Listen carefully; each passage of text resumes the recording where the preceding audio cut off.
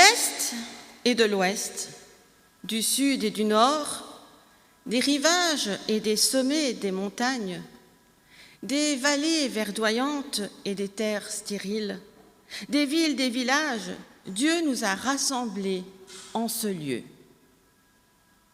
D'origine et horizons variés, vivant des étapes de la vie différentes, nous croyons que par le baptême, nous sommes unis avec le Christ. Venant avec des pensées et des sentiments variés, actions de grâce et complainte, assurance et repentance, joie de l'Évangile et tristesse devant la division, nous célébrons la vie nouvelle donnée par la résurrection de Jésus-Christ. Croyant dans la promesse de Dieu, gardant nos cœurs brûlants d'amour et d'attente, nous nous réjouissons de la venue du Saint-Esprit, l'aube de l'ère promise, l'accomplissement de l'espérance. Pour commencer notre culte, je vous invite à chanter au cantique 2107 les strophes 1, 4 et 5 à la page 235. Mais tous les cantiques seront également affichés à l'écran. Le 21, 07, 1, 4 et 5.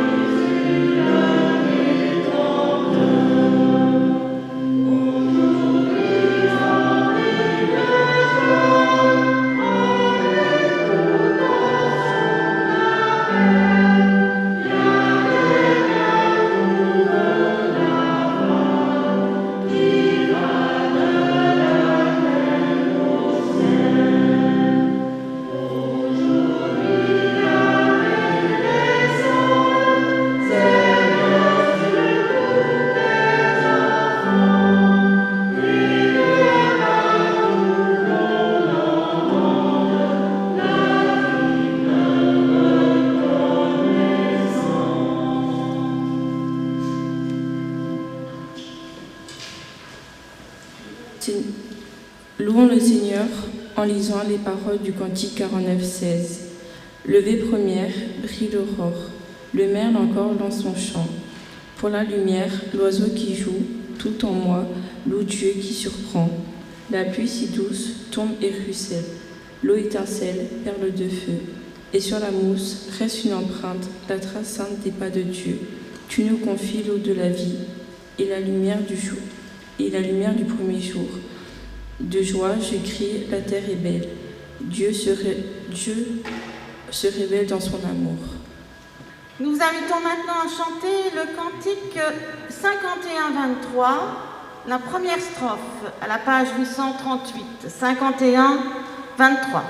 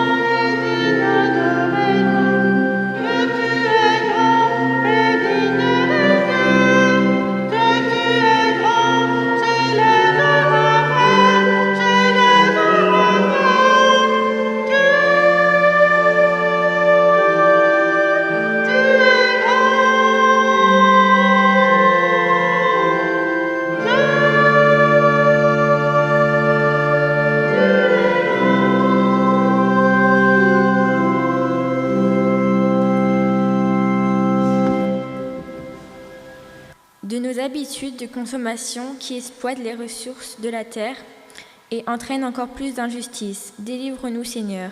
Seigneur, prends pitié de nos égoïsmes et de nos aveuglements qui nous empêchent de veiller aux besoins de la terre. Délivre-nous, Seigneur. Seigneur, prends pitié de nos indifférences et de nos divisions qui traversent l'annonce de l'Évangile. Délivre-nous, Seigneur. Seigneur, prends pitié. Amen. Je vous invite maintenant à chanter le 24, merci. 24, strophe 1-3, page 50.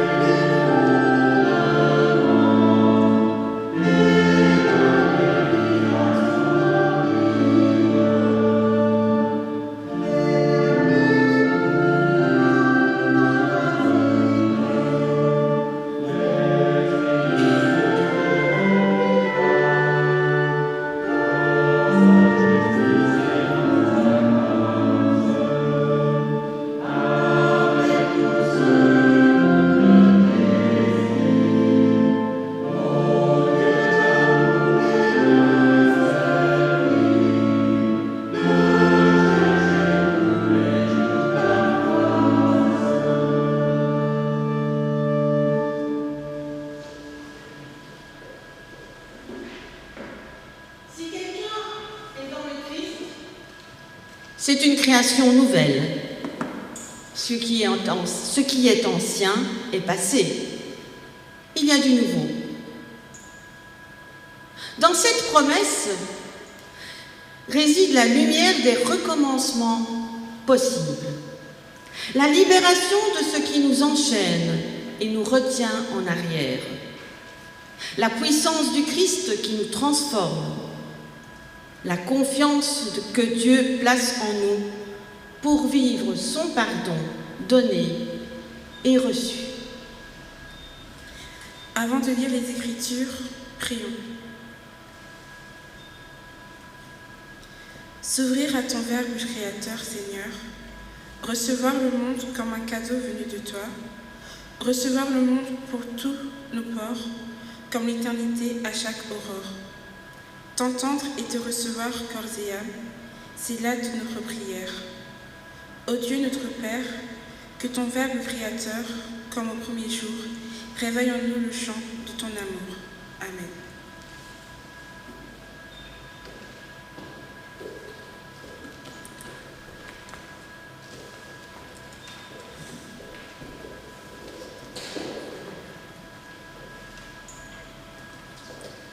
Psaume 19, versets 1 à 7 et 15.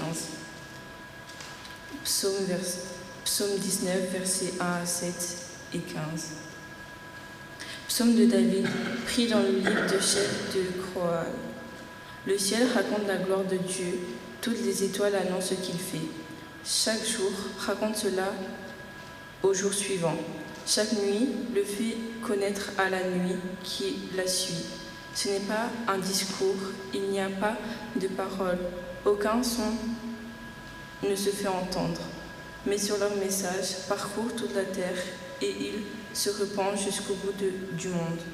Là-haut, Dieu a planté une tente pour le soleil. Le matin, celui-ci est comme un jeune marié qui sort de sa maison. Il s'élance comme un champion heureux de courir sur la route. Il se lève à un bout du ciel, il termine sa course à l'autre bout, et rien n'échappe à sa chaleur. Qu'elles se fassent plaisir les paroles de ma bouche et les pensées de mon cœur, Seigneur, mon solide rocher, mon défenseur.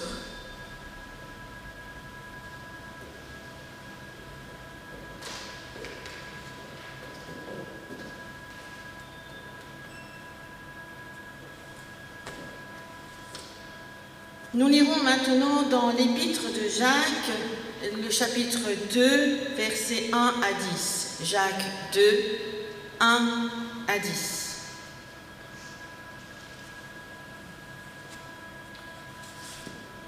Mes frères et mes sœurs, vous croyez qu'en Jésus-Christ, notre Seigneur plein de gloire, alors ne faites pas de différence entre les gens.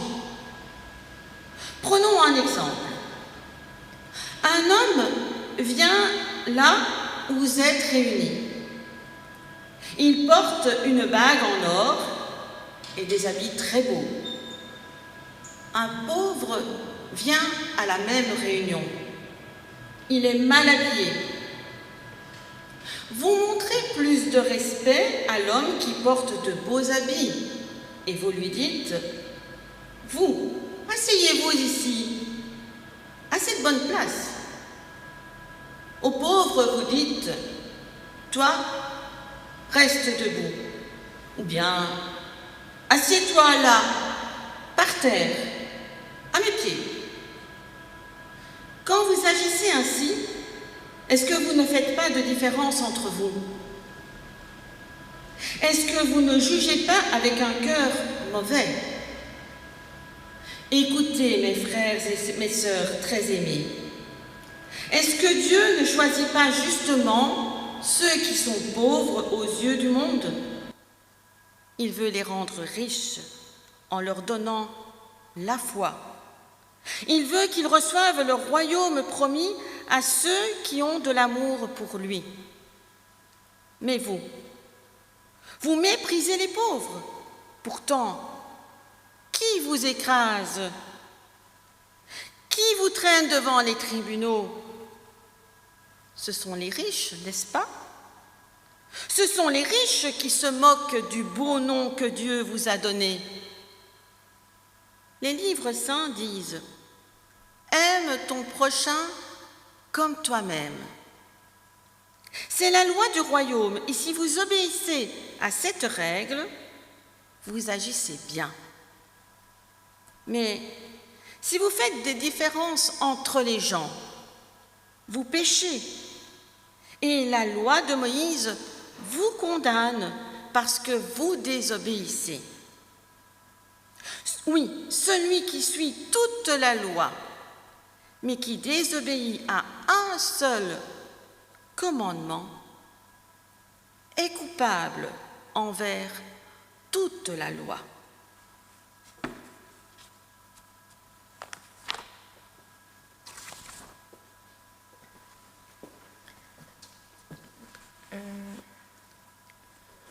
Nous lirons maintenant dans l'évangile de Marc, chapitre 7, versets 31 à 37. Marc 7, 31 à 37.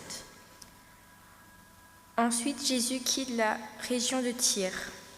Il passe par Sidon, il revint vers le lac de Galilée. En traversant la région des 10 villes, des gens lui amènent un homme qui est sourd et qui parle difficilement. Il supplie Jésus, « Pose ta main sur sa tête. » Alors Jésus emmène l'homme avec lui, loin de la foule. Il met les doigts dans ses oreilles, puis il touche la langue avec sa main mouillée de salive. Ensuite, Jésus lève les yeux vers le ciel. Il pousse un soupir et dit « Ephata ». Cela veut dire « Ouvre-toi ». Aussitôt, les oreilles de l'homme s'ouvrent, sa langue est guérie, et il peut parler normalement. Jésus donne ses ordres aux gens. Ne dites rien à personne, mais chaque fois que leur commande cela, les gens racontent encore plus ce que Jésus a fait. Ils sont profondément étonnés et ils disent « Tout ce qu'il fait est vraiment bien. Il fait entendre les sourds et il fait parler les muets. »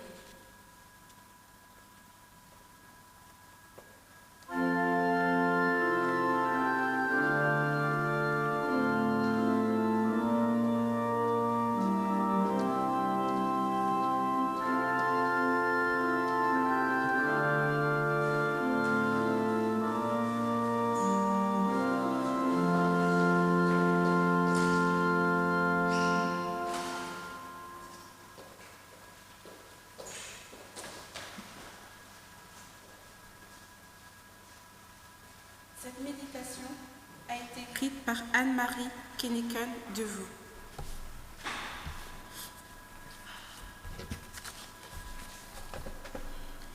Jésus se dirige vers la mer de Galilée en passant par le Décapole. Dans cette contrée des Gadaréniens, il avait déjà délivré le démoniaque qui, ensuite, avait rendu témoignage de sa guérison par le Seigneur. Sa réputation connue, on lui amène afin de lui imposer les mains, littéralement la main. Un sourd se dit, en grec, kopos, et le mot muet se traduit en grec par mogilalos, ce qui signifie celui qui parle difficilement. Ce dernier terme ne se trouve qu'ici et dans la Septante pour Ésaïe 35, verset 5. D'ailleurs, au verset 37, il y a le terme alalos qui veut dire muet, être incapable de parler.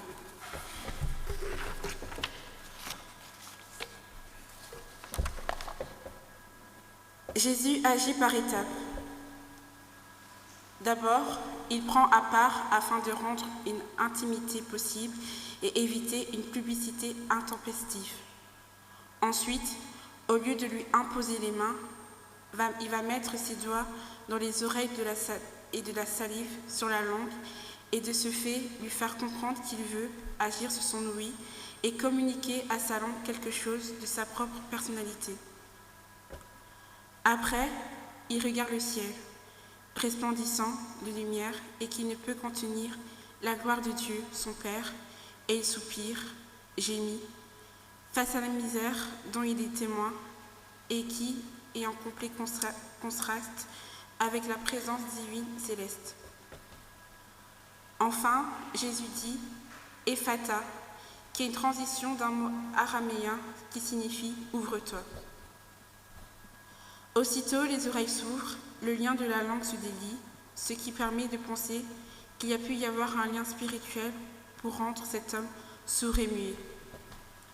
Le résultat est presque que cet homme se mit à parler correctement.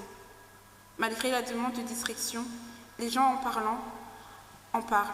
En effet, on peut difficilement taire ce qui nous émerveille. Ce miracle, une fois de plus, nous montre que c'est en se rapprochant de Jésus que nous pouvons être guéris, transformés, entendre correctement et parler justement.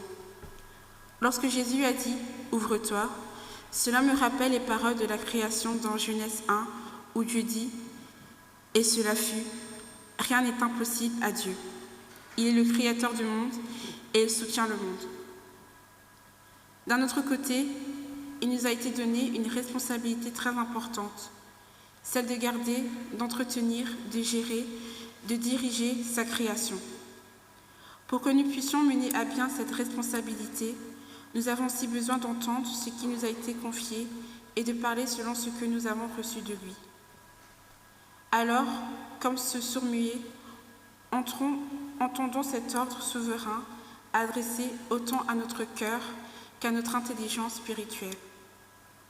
Ouvrons-nous à la gratitude, à la joie, à l'amour, à l'espérance, à la confiance, au souffle vivifiant du Saint-Esprit. Ouvrons-nous au bien, mais fermons-nous au mal. Ouvrons-nous à ce qui est en haut, mais fermons-nous à ce qui est en bas.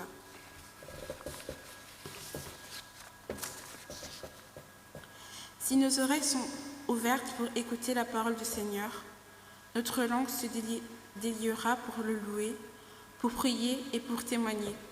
Que nous puissions utiliser nos mains comme Jésus pour faire du bien à la création et aux créatures. De plus, il est vrai que c'est seulement dans la mesure où une Église écoute la parole de Dieu qu'elle a quelque chose de valable à dire et que ses actions seront porteuses de grâce céleste. Amen.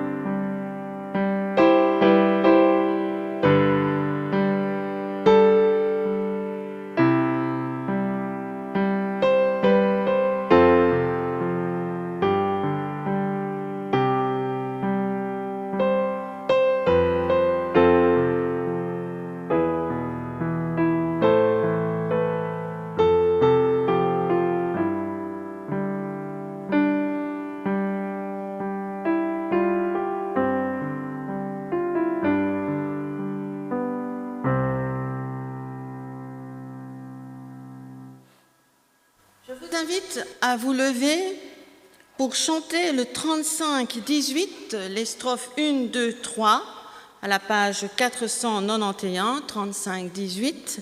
Et je vous invite après à rester debout pour la confession de foi qu'Amélia va nous lire.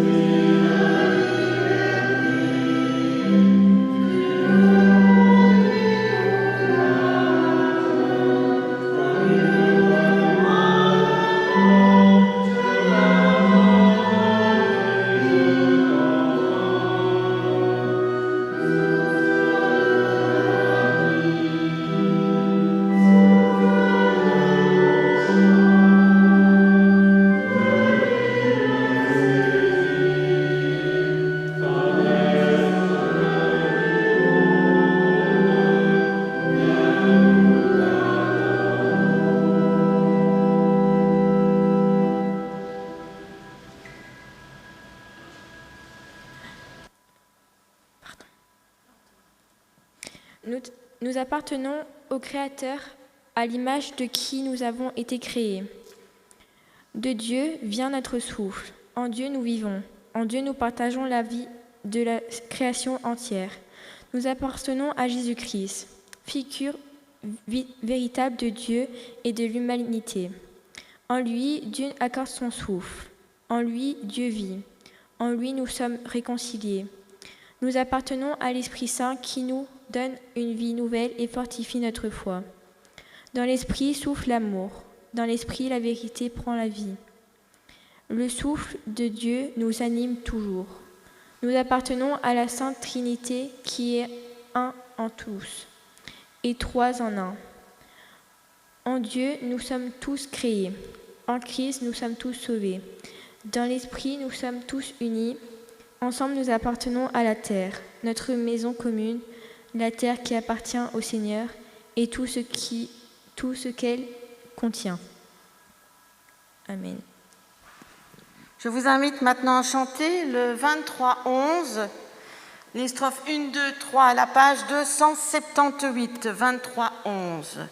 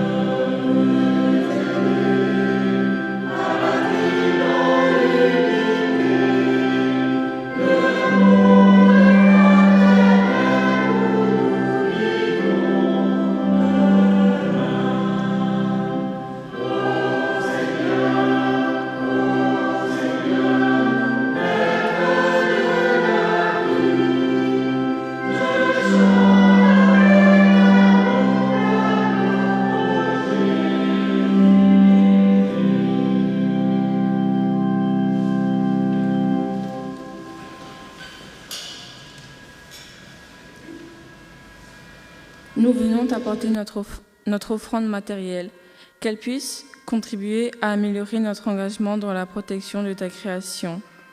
Nous désirons participer de tout notre cœur à proclamer la bonne nouvelle, au travers de nos gestes respectueux de tout ce qui nous entoure. Veuille accepter, Seigneur, notre don. Amen. Nous chantons maintenant le 47-16, les strophes 1, 3 et 4, à la page 745. 47, 16, 1, 3, 4.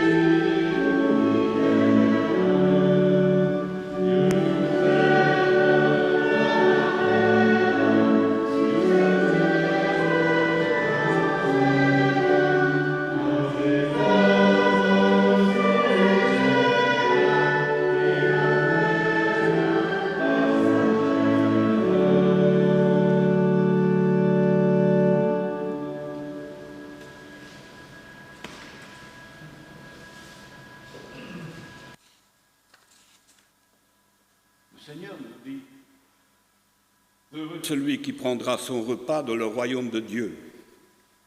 Voyez cette table préparée par nos mains.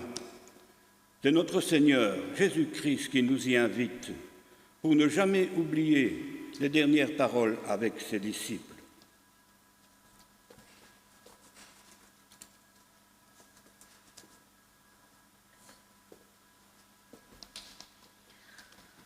Dans 1 Corinthiens, chapitre 11, Paul dit « En effet, voici l'enseignement que j'ai reçu du Seigneur et que je vous ai transmis.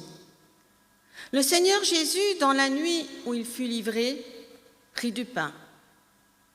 Et après avoir remercié Dieu, il le rompit et dit « Ceci est mon corps qui est pour vous. Faites ceci en mémoire de moi. » De même, il prit la coupe après le repas et il dit « Cette coupe est la nouvelle alliance de Dieu, garantie par mon sang.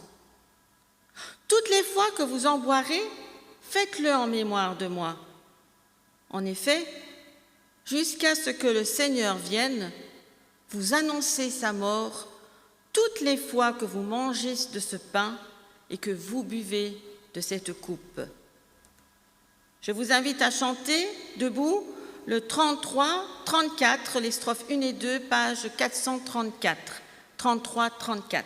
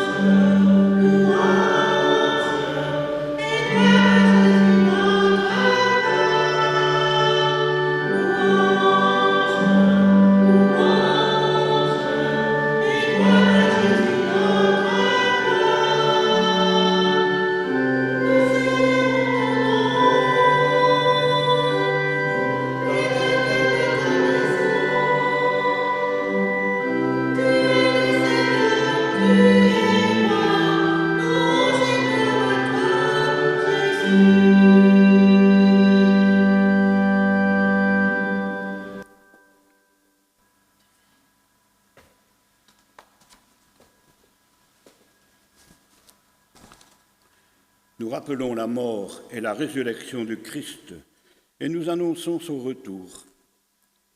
Père saint et juste, nous nous souvenons du sacrifice que notre Seigneur Jésus-Christ a offert une fois pour toutes sur la croix. Nous nous réjouissons de sa résurrection et nous attendons son retour.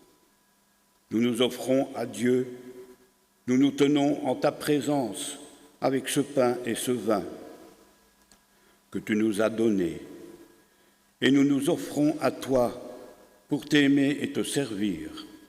Nous demandons le Saint-Esprit pour que son œuvre s'accomplisse en nous et pour tous, car par l'Amen, l'Assemblée confirme la prière. Envoie sur nous ton Saint-Esprit, qu'en recevant ce pain et cette coupe, il nous soit donné de communier au corps et au sang de ton Fils. Transforme-nous ainsi par ton pardon. Fais-nous vivre de la vie du ressuscité, qu'il demeure en nous et nous en lui. À toi, Père, soit la gloire et la louange par Jésus-Christ dans la communion du Saint-Esprit pour les siècles des siècles. Amen.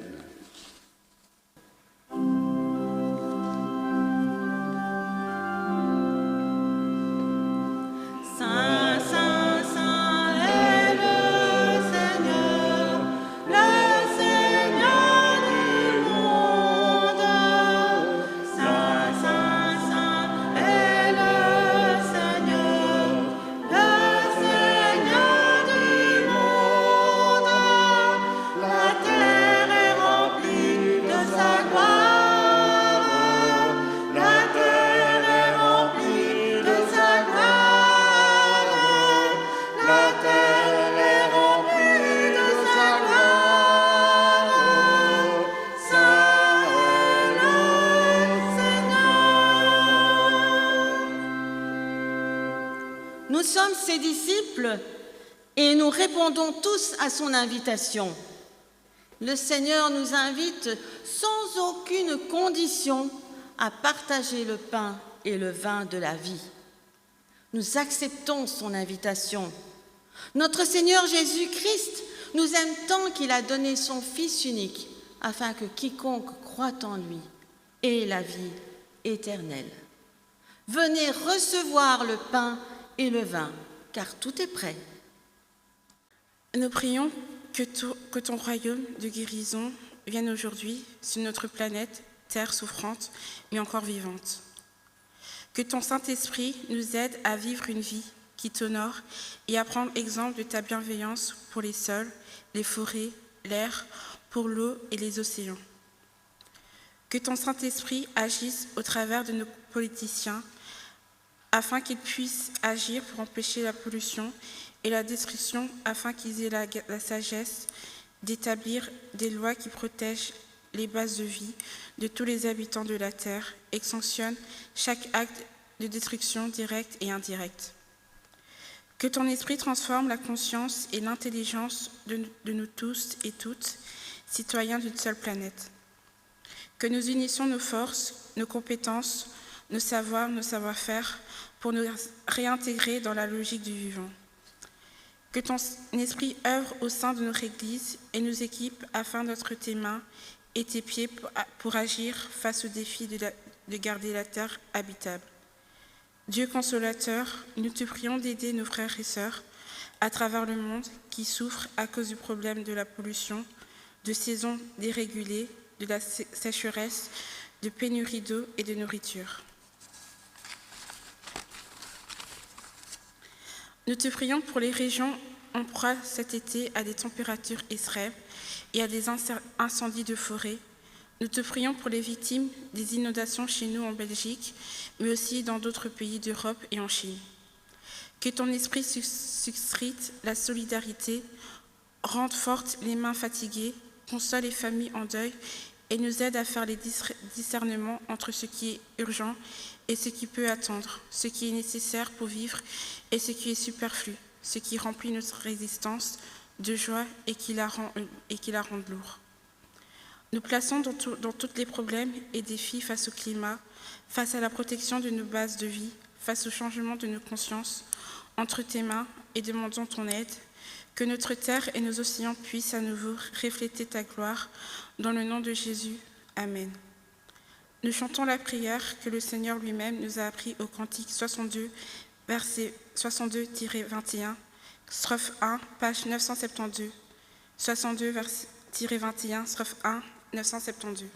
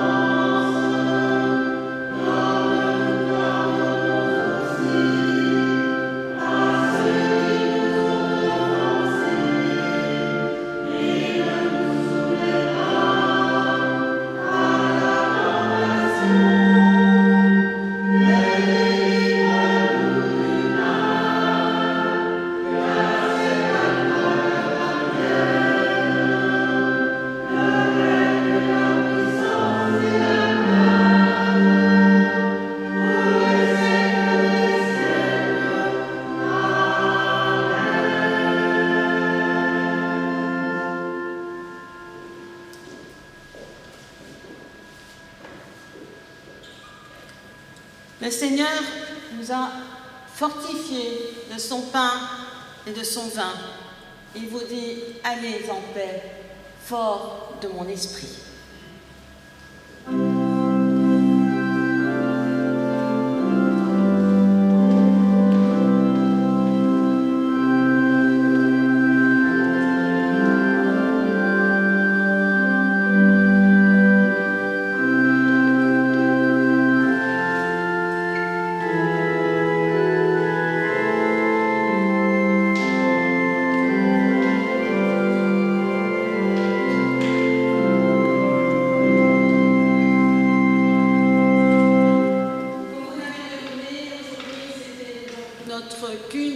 Jeunesse, et donc ce sont nos trois jeunes ici présentes qui ont célébré, merci célébré ce culte. J'espère qu'il vous aura réjoui, et pour ce culte, elles nous ont confectionné elles-mêmes ce beau montage qui est là sur la gauche. Donc ce montage de la création pour faire honneur à la création.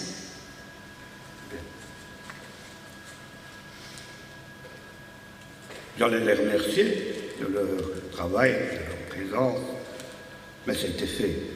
Mais je le fais quand même. Merci beaucoup d'avoir participé, de travailler avant pour élaborer ce culte. J'ai quelques annonces à vous faire. D'abord les troncs. Les troncs du 26 septembre 2021. Dans le tronc central, il y avait 76 €. Dans le tronc pour l'entretien général, 25 €. Et le second tronc de ce jour est destiné à la diaconie. Quelques dates pour vos agendas. Le prochain consistoire, lui, se réunira le vendredi 12 novembre. C'est un peu tard, mais de toute façon, on se voit quand même entre eux. 12 novembre à 9h30. L'interconsistoire en pôle 1, lui, se réunira ce mardi 4 octobre à 19h au temple de Bossu. Le conseil de diaconie vous annonce une diacomaison le 14 octobre chez Christiane. Et le 14 novembre, il y aura dans notre salle une soupe bienfaisante organisée par la diaconie. Le catéchisme, les réunions de ce mois sont fixées au 8 et au 22 octobre à partir de 18h. La réunion de prière œcuménique aura lieu tous les premiers et troisièmes vendredis du mois. Il n'y a pas de date de début de fixée, donc ça peut commencer n'importe quand. L'étude biblique, elle, le consistoire a décidé de la faire une fois par mois, entrecoupée d'un ciné-débat à date fixée, le ciné-débat. La date de reprise de la prochaine étude biblique aura lieu le 24 octobre. Elle sera conduite par Christian Bouillon. N'oubliez pas les inscriptions pour les calendriers, notre pain quotidien, la bonne semence, etc. Il y a une liste dans la salle. Vous y mettez votre nom, ce que vous voulez et le nombre. Le 17 octobre, rendez-vous sur le parvis de l'hôtel de ville, s'il fait bon. Sinon, il y aura un plan B, dès 19h, à l'occasion de la Journée mondiale du refus de la misère. Notre communauté participe avec l'appui de l'administration communale, la maison culturelle, l'unité pastorale catholique, l'armée du salut et, en principe, ATD Carmonde. Une affiche est dans la salle et dans le valve extérieur du temple, et une autre sera mise à la fenêtre des archives. Le projet d'église, certains ont manifesté l'envie d'avoir ce projet. Nous allions le diffuser, mais on va le faire, mais sur demande. Ceux qui veulent une version pour courriel peuvent l'avoir directement. Ceux qui veulent une version papier, on va attendre un peu pour tout en imprimer ensemble. Je vais vous faire maintenant la lecture de la composition du consistoire actuel suite à l'Assemblée d'Église du 19 septembre. Répartition des tâches du consistoire. Président Pierre Faure, vice-président Didier Verkens, trésorière Martine Marlier, secrétaire Cathy Urbain-Griffin. La pasteur consulante participe à toutes les réunions du consistoire et assure un culte une fois par mois. En plus de ces fonctions, il y a la représentation au district avec bien sûr Pierre Faure, le président, et les membres désignés du consistoire, Didier Verkens et Martine Marlier. Membre désigné de l'Assemblée d'Église, Myriam Liénard. Vous savez qu'un conseil de district, une assemblée de district, s'il y a des votes, nous ne pouvons voter qu'à 3, et comme nous serons toujours à peu près à 4, nous serons toujours représentés complètement. C'est une tradition.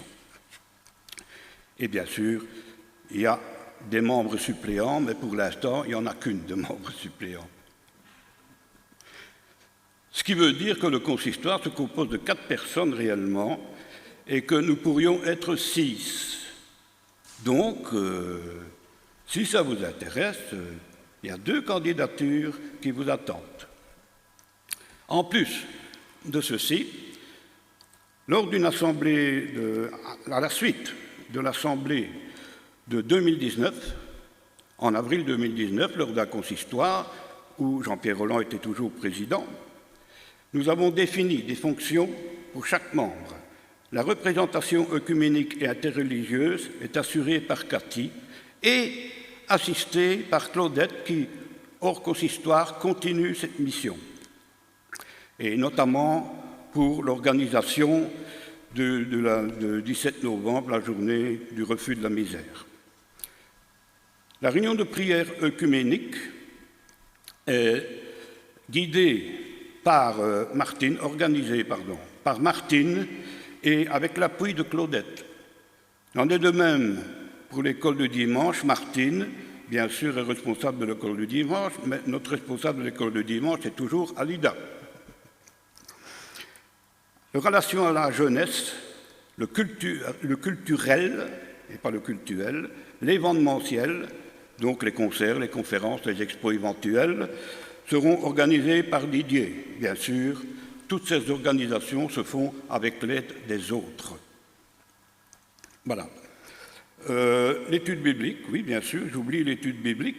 L'étude biblique, elle est gérée pour l'instant par Martine. Et je crois que c'est tout. Je crois que je n'oublie rien. De toute façon, le consistoire est toujours à votre disposition. et nous sommes aussi à l'écoute des uns et des autres. J'ai reçu cette semaine le protocole du Covid-19. Normalement, dans ce protocole, il y a liberté complète et non-port du masque. Mais la région wallonne, elle, en a décidé autrement. Puisque nous faisons partie de la région wallonne, nous serons tenus de toujours porter le masque pendant les célébrations, jusqu'au moins au 17 octobre. Après, on verra ce que la région wallonne va décider. J'espère qu'il ne faut pas nous imposer un Covid sans étiquette pour entrer au temple. Mais je ne pense pas, non. Et une dernière annonce. Le 24 octobre, ce sera le culte de la Réformation en pôle 1 au Temple de Dour, à 10h30. Il y a bien sûr le 24 octobre, il n'y aura pas de culte ici. J'ai oublié. C'est normal. Et je m'en excuse. Vous savez que le 9 octobre, on n'est pas loin du 9 octobre, c'est la semaine prochaine, à 15h, aura lieu dans ce temple la célébration de mariage de Sabine et de Christophe. C'est tellement évident que... T'es pas au courant? Pour nous, c'était tellement évident que... Ben, il faut être là, parce que sinon, ça va être bête. T'as pas changé d'avis, quoi? Ah bon, ça va. Tu nous rassures. Donc, rendez-vous tous pour les entourer le 9 octobre. Où est-ce que j'ai mis mes feuilles? Je vous invite à vous lever pour recevoir l'exhortation et la bénédiction de notre Seigneur. Béni soit Dieu, il nous a donné sa parole pour que nous l'entendions. Il nous a promis son royaume pour que nous espérions. Allons avec lui sur nos chemins, avec nos sœurs et nos frères, avec toute la création, dans l'audace du service et de l'adoration. Le Seigneur vous bénit et vous garde. Le Seigneur fait resplendir sur vous sa lumière. Il vous accorde sa grâce. Le Seigneur tourne sa face vers vous et vous donne la paix. Amen. Chantons ensemble maintenant le 62-86, les strophes 1, 2, 3, 4, page 1011, toi, lève-toi. Salut.